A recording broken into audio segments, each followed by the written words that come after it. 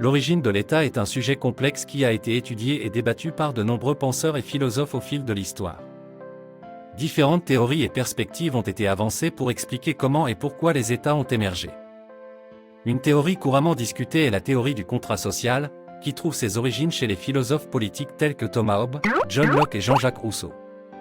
Selon cette théorie, les individus ont volontairement renoncé à une partie de leur liberté naturelle pour former un État. Ce contrat social implique que les individus acceptent d'obéir aux lois et aux autorités de l'État en échange de la protection de leurs droits et de la sécurité.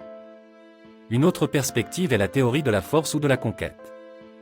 Selon cette théorie, l'État s'est formé lorsque des groupes ou des individus puissants ont pris le contrôle d'un territoire et ont exercé leur autorité sur les populations qui y vivaient. L'État a émergé comme un moyen de maintenir l'ordre, de collecter des ressources et d'exercer le pouvoir sur les autres. Il existe également d'autres théories et perspectives, telles que la théorie économique de l'État, qui considère que l'État est né de la nécessité de réglementer les échanges économiques et de fournir des biens publics, ou la théorie sociologique de l'État, qui met l'accent sur les relations de pouvoir et de domination dans la formation de l'État. Il convient de noter que l'origine de l'État peut varier selon les régions et les époques, et qu'il n'existe pas de consensus absolu sur la question. Les théories et les interprétations diffèrent en fonction des différentes traditions intellectuelles et des contextes historiques.